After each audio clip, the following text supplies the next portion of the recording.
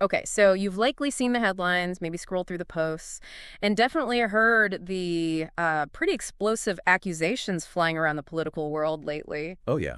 Terms like democratic hoaxes, even treason, they're everywhere. Dominating social media, news cycles, you name it. Exactly. And in this deep dive, we're going to try and unpack these really powerful claims. Claims alleging, widespread deception, even betrayal, right at the highest levels of American politics. hmm Our mission today really is to navigate these often contradictory stories that you're seeing in your sources. We've got everything from like quick TikTok trends to some pretty dense legal analyses. Right. We want to help you understand what's actually at stake when people make accusations this serious. Yeah, pull out the core insights, maybe some surprising facts, so you can walk away feeling like, okay, I get this now, without feeling totally overwhelmed. Definitely. So, okay, let's dive into this idea of a democratic hoax. It feels like it's become this central phrase in politics recently, and our sources show it kind of points to two big, distinct controversies. That's right. The first big one revolves around the Jeffrey Epstein files. You've got Donald Trump and his allies. Pam Bondi is mentioned too, basically insisting the whole controversy is a Democrat-engineered hoax. A hoax specifically designed to damage him, they claim. Exactly. Trump himself apparently put it on Truth Social, called it the Jeffrey Epstein hoax. He alleged that, big names like Obama, Clinton, Biden, they just fabricated the story. But here's where it gets really interesting, maybe a bit surprising. This stance, it's reportedly caused major backlash, and not just anywhere, but within what people call Trump's Magier base. Right, the core supporters. Yeah, some of those supporters are actually demanding the files be released. We even saw reports of people burning hats in protest, which is quite something. It is. And Trump has apparently pushed back publicly, calling Republicans who keep asking for the files stupid and foolish, saying they're helping Democrats. Which is a real shift, isn't it? From first saying the files would expose Democrats to now calling it all a hoax. It's a definite shift. Yeah. And officially. Well, the White House press secretary, Caroline Leavitt, she stated the administration did a thorough job investigating and wouldn't recommend a special prosecutor for Epstein. Okay. But, critics look at that changing narrative from Trump and they suggest, well, maybe he's worried about what is in those files. And some sources even mentioned Speaker Mike Johnson maybe recessing the House early to avoid a vote on releasing the files. Yeah, that was reported, suggesting there's, let's say, political sensitivity there, even among his allies. Okay, so that's a really tangled first thread, the Epstein Files situation. But this Democratic hoax label, it doesn't end there, does it? Not at all. The second major allegation under this umbrella, it shifts gears completely. It goes back to the whole Trump-Russia thing, the collusion hoax, as they call it.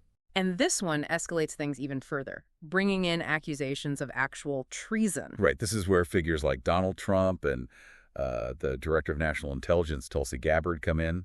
They've accused the Obama administration of orchestrating, and this is their term, a treasonous conspiracy related to Russian interference back in 2016. Wow. Treasonous conspiracy. So what specifically is Gabbard claiming? Because she seems central to this part of the story. She really is. She's been very upfront. She claims her office declassified documents that, as she sees it, prove Obama-era officials. And she names names like James Clapper, John Brennan, James Comey. Big names and intelligence. Huge names. She alleges they manipulated and withheld key intelligence about potential Russian interference. It's a direct hit on the integrity of the intelligence process itself. Manipulated and withheld. How does she claim they did that and why? What was the alleged goal? Well, she alleges they basically manufactured intelligence assessments, politicized them, really, to discredit Trump. And the goal, she says, was to subvert the will of the American people, essentially rigging the narrative. So using national security intelligence for political gain. That's the core of her claim. She also says that intelligence assessments, both before and after the election, initially suggested Russia probably wasn't trying to change the outcome through cyber attacks. But then, she argues, Obama officials changed the public story, maybe relying on stuff like the Steele dossier, which was pretty controversial. And she hasn't just said this stuff publicly, right? She's taken action. Exactly. She actually referred these documents she talks about to the Justice Department, wants a full criminal investigation. So for her, this isn't just politics, it's potentially criminal. Okay, and this is where things get really critical, I think, because we hear this word, treason, thrown around a lot in politics now. But what does it actually mean legally, like in the Constitution? Our sources dig into this, right? They do, and it's so important to understand the difference. Because the legal definition of treason is incredibly, incredibly narrow. It's right there in Article 3, Section 3 of the Constitution. Okay. It says treason consists only in levying war against the United States or in adhering to their enemies, giving them aid and comfort. That's it. Only those two things. So it's not just like disagreeing with the government or saying things people don't like. It needs actual concrete action. Precisely. Yeah. Real overt actions. For levying war, it means an actual group of people getting together to physically fight the U.S., not just planning it. Right. And for aiding enemies, you have to actually help a declared enemy of the U.S., give them real aid and comfort, and crucially, you have to intend to betray the country. Just thinking disloyal thoughts. That's not treason. Speaking out, not treason. And getting a conviction, that's tough too, the evidence needed. Extremely tough. The Constitution demands either an open confession in court, which almost never happens, or, and this is key, the testimony of two witnesses to the same overt act. Two witnesses, same act. Yep. And that act itself has to clearly show the intent to betray. It's a super high bar. That's why actual treason convictions are incredibly rare in American history. Fewer than a dozen successful ones, ever. Wow, fewer than a dozen. Any famous examples? Well, Aaron Burr, famously, was acquitted. They said his actions just didn't meet that levying war standard. But then you have someone like Eva Tuguri Kino, Tokyo Rose, who was convicted for helping Japan during World War II, and more recently. Since 1954, only one American, Adam Gadon, the al-Qaeda guy, was even charged, and he was killed before trial. The founders, they deliberately made it narrow. They didn't want it used as a weapon against political opponents. That makes sense. So when you put the political claims side by side with the Constitution, claims about manipulating intelligence or trying to hurt a campaign, they just don't seem to meet that incredibly high constitutional bar for treason, levying war, or giving aid and comfort to an enemy. Not by any standard legal interpretation, no. There's a huge gap between the political rhetoric and the legal reality of treason.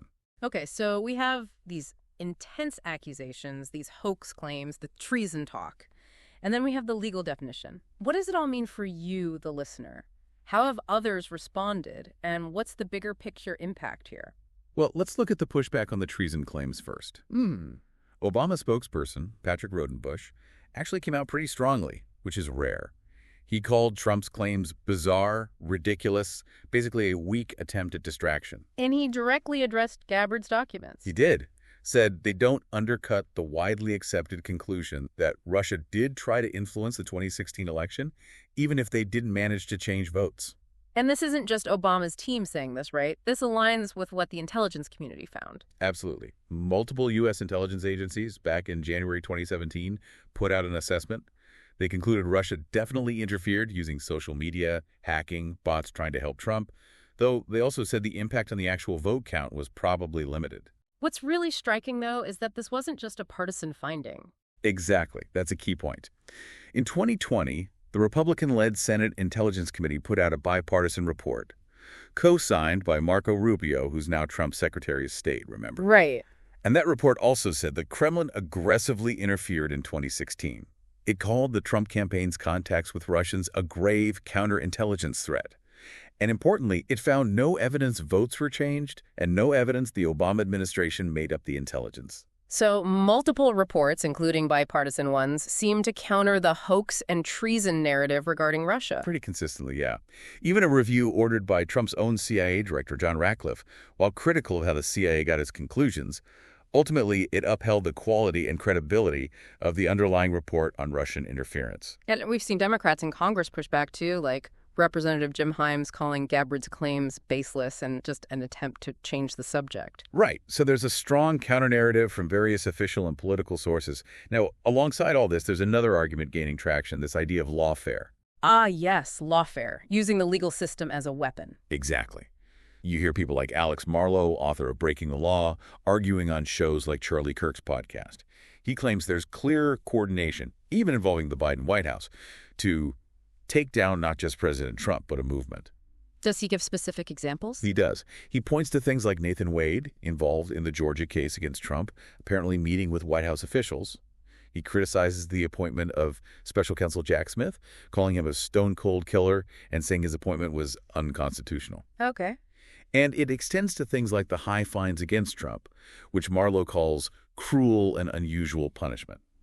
The overall picture painted is that elements in the government will do anything to stop Trump, framing Russiagate itself as kind of lawfare 1.0. So it connects back to the Russia investigation, too. It often does in that narrative, yeah. Yeah. It's portrayed as the beginning of using legal and investigative tools for political ends. So whether you agree with the hoax claims or the lawfare claims or the counter-arguments, one thing all our sources seem to agree on is the impact all this has. Oh, definitely. This kind of rhetoric, accusing institutions and leaders of massive deception or treason, it really does erode public trust. Trust in government, trust in politicians, trust in the media, too. It creates a sort of cynicism, doesn't it? It absolutely does. Hmm. Deep cynicism. You start getting, deep suspicion towards government bodies that are supposed to be nonpartisan protectors, like the FBI or the CIA.